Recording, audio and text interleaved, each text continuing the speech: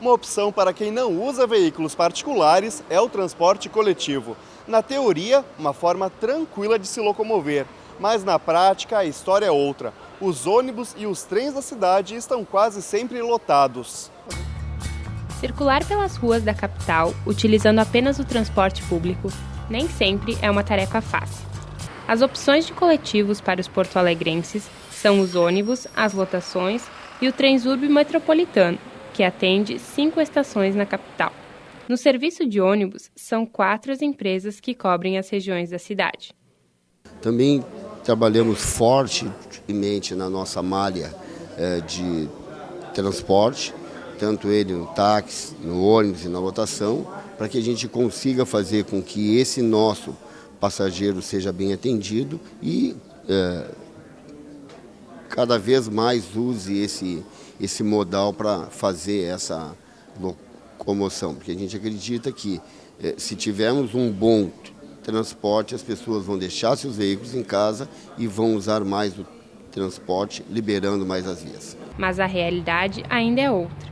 A nossa equipe acompanhou 3 linhas de ônibus durante os horários de pico na cidade, para conferir as condições do transporte dentro dos coletivos e o que os passageiros acham do serviço.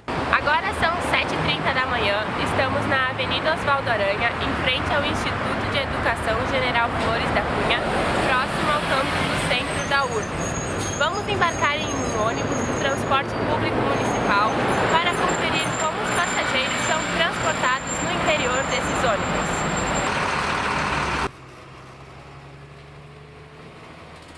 Estamos dentro do ônibus D43, indo em direção ao campus do Vale, na agronomia. Como vocês podem ver, a situação já está bem complicada. 2 filas se formam no corredor e não há mais espaço para as pessoas se locomoverem. O fundo do ônibus está lotado e mais passageiros continuam embarcando. Na hora de desembarcar, a missão é quase impossível. É preciso muito cuidado para não perder o equilíbrio e cair.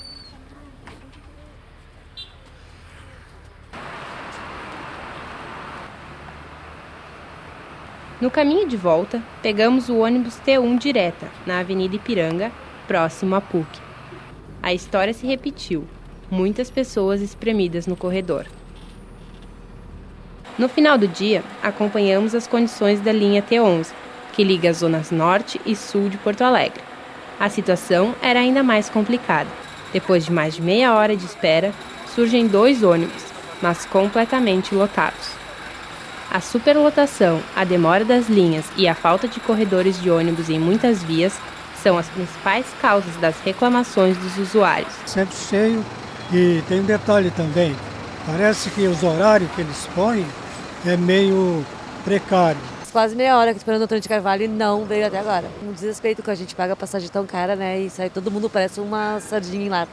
A dificuldade só existe uma, tem vias de acesso dos ônibus aqui que eles não fazem a recapagem. Aí estão desmanchando todos os ônibus. Às vezes aí dá um congestionamento aí a gente fica meio parado aí, tipo ali no túnel, essas coisas assim, sabe? Então acho que isso aí tem que melhorar bastante, né? Para a EPTC, os problemas dos coletivos estão relacionados ao crescimento do transporte particular. Como consequência desse aumento dos veículos particulares, está a diminuição do número de passageiros no transporte público. Se diminui o número de usuários do transporte coletivo, tá? O que o investidor, o que o operador do sistema faz? Bom, diminuiu o número de usuários, eu vou diminuir o número de veículos, porque não vão andar vazio.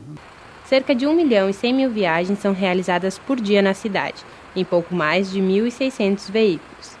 E esses usuários não pagam barato pelas passagens. Segundo pesquisa da EPTC realizada no ano passado, Porto Alegre é a capital brasileira que tem a segunda tarifa de ônibus mais cara do país. Só perde para São Paulo. Aqui, a viagem custa R$ 2,85. Na capital paulista, custa R$ 3,00.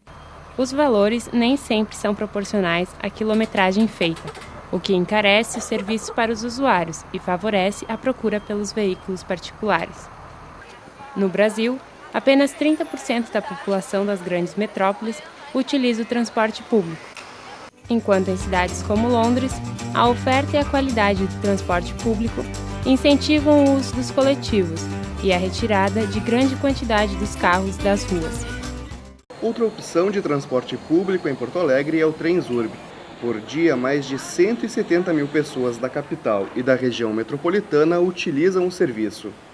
Agora, final de tarde, 5 horas, nós estamos aqui na estação Mercado do Transurb para saber qual é a opinião dos passageiros da região metropolitana sobre este tipo de transporte. Eu já peguei muito trem lotado, explodindo, grávida. Porto Alegre é uma cidade grande, a região metropolitana cresce muito e depende do trem. Está sempre cheio, independente de horário aí, entendeu? E agora esse negócio de integração que fizeram ali. De 70 é um valor praticamente irrisório. O serviço é tranquilo, então, como em toda cidade grande, tem os horários de pico que são cheios, não adianta. O valor do bilhete único do Transurb custa R$ 1,70, bem mais barato que o valor da passagem dos ônibus. Como o trem não enfrenta trânsito, os horários são respeitados, mas a capacidade dos vagões em horários de pico ainda deixa a desejar.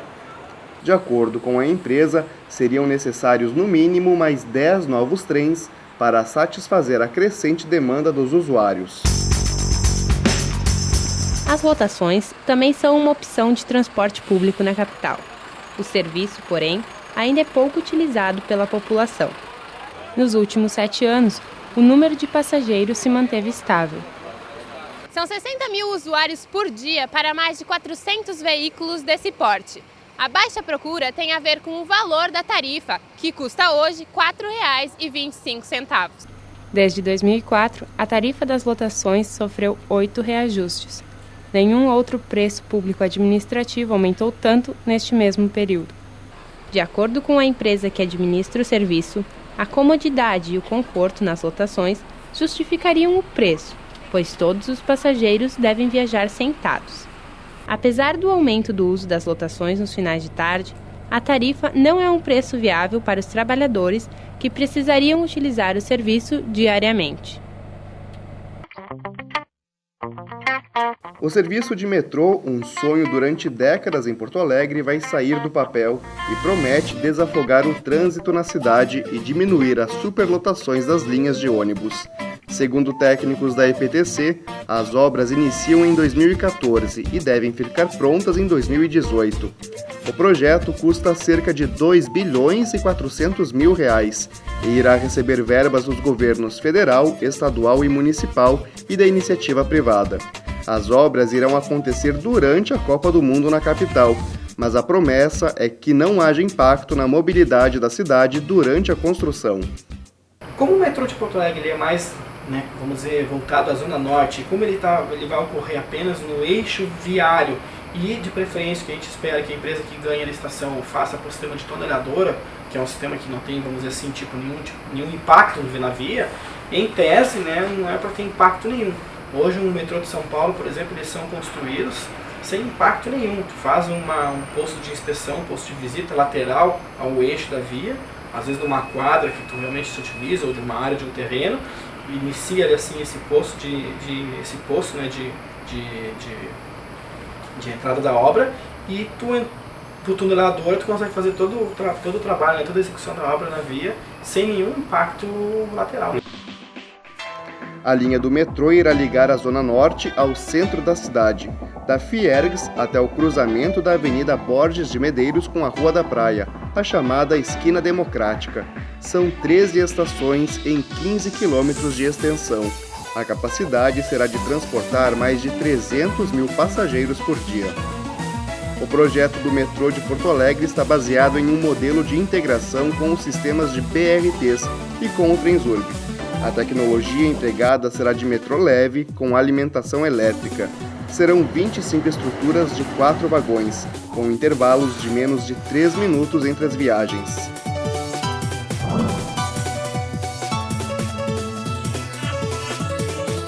O futuro do transporte e da mobilidade urbana passa muito pela valorização das outras modalidades de transporte, né, e pela integração entre as mesmas. Em instantes, no Porto Alegre em Pauta, as alternativas para fugir dos congestionamentos no trânsito.